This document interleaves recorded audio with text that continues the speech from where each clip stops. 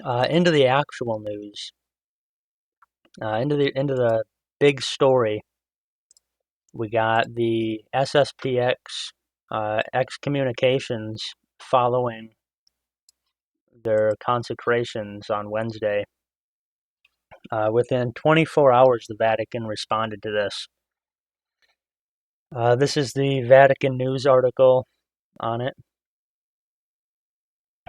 Bishops of the priestly fraternity of St. Pius X, Alfonso and Bernard, respectively principal consecrator and co-consecrator, and the newly consecrated bishops have incurred ipso facto the late sententiae excommunication for having carried out an act of schismatic nature.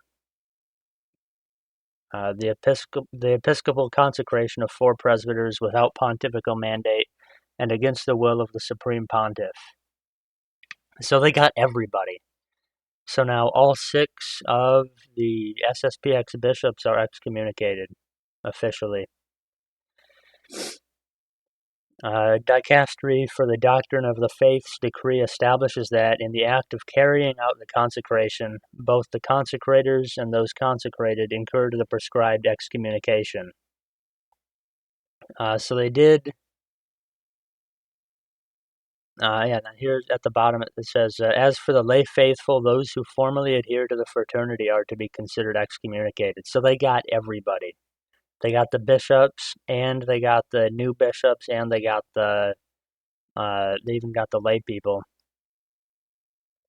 Here is the actual dicastery note that went along with the document. It says, from the time of St. Paul VI up to the most recent talks held recently at this dicastery, the many attempts to bring the members of the movement begun by Archbishop Marcel Lefebvre back into full communion with the Catholic Church have proved vain. This situation has been further aggravated by the recent episcopal consecrations celebrated without pontifical mandate against the will of the Holy Father and in open violation of canon law. Therefore, this dicastery, in the faithful exercise of the functions entrusted to it, considers it necessary to state that this act constituted the delict of schism. I don't know. I can't read, apparently. Whatever this word is of schism, the delict of schism, with the canonical consequences for the sacred ministers and lay faithful involved. Indeed, as was already declared in 1988, such disobedience, which implies in practice the rejection of the Roman primacy, constitutes a schismatic act. That's from John Paul II, Apostolic Letter, Ecclesia Dei 3. In this regard, from now on, the sacred ministers belonging to the priestly fraternity of St. Pius X are in schism and must therefore be considered schismatics and are subject to the excommunication prescribed by law. As regards the lay faithful, those who formally adhere to the priestly fraternity of St. Pius X are to be considered schismatics and excommunicated under the conditions established in the 1996 explanatory note of the Pontifical Council for Legislative Texts, which remains in force and which this dicastery adopts as its own. Finally, the holy people of God are warned that the sacred ministers of the priestly fraternity of St. Pius X administer the sacraments illicitly, and that the sacrament of penance administered by them and marriages assisted by them are invalid.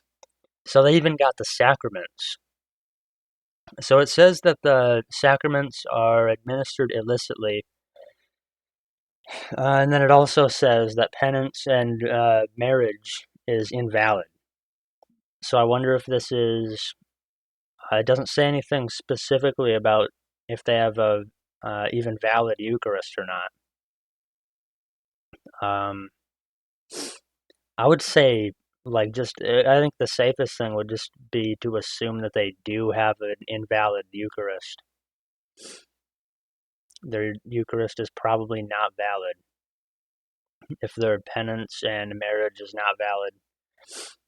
But at the very least, it's officially illicit now. I don't know. This is a little bit confusing. because it says that the sacraments generally are illicit, which they would still be valid. They could still be valid even if they were illicit. But penance and marriage is definitely confirmed to be invalid now. The Church, as a caring mother, will welcome with sincere affection and lively solicitude all those who wish to return to full communion. The Apostolic Nuncios will arrange the procedures that ordinaries may use in the various cases. Finally, all the faithful are urged to remain steadfast in communion with the Roman Pontiff, with the bishops in communion with him, and with the whole Church, and to refrain from taking part in celebrations and activities promoted by the aforementioned priestly fraternity of St. Pius X. So it's official. They are fully schismatic and excommunicated by Rome. It's all there. So yeah, it's terrible stuff. You hate to see it, but I think I think it did have to happen. Um, because I don't think it gets better from here. If you let them get away with this, hopefully this will be a wake up call.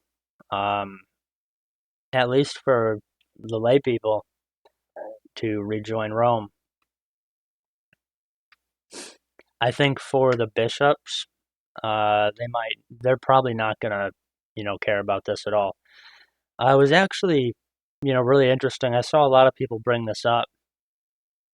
The SSPX requested a papal mandate for the consecrations, but then they didn't get it and then went through with the consecrations anyway. So it's kind of it's kind of strange because if they cared enough to ask for the mandate, but then they didn't care enough to follow the response. So it's a weird, inconsistent thing. Like uh, when they follow Rome, which I guess is kind of that's already been established as their prerogative. They follow some things, they reject other things based on kind of just whatever they feel like doing. Like they accept 20 ecumenical councils, accept Vatican II. So like, and then they don't even reject all of Vatican II. It's just certain documents. It seems like. So I don't know. They're all over the place, but they definitely are separated. They're excommunicated. We don't support SSPX on this channel. We are loyal to Rome all the way. Yeah, so that's what it is. Um, we should definitely continue to pray for SSPX members, both the lay people and the clergy, and uh, and all schismatics and heretics, and all the excommunicated, that they would return fully to being in communion with the Roman Church.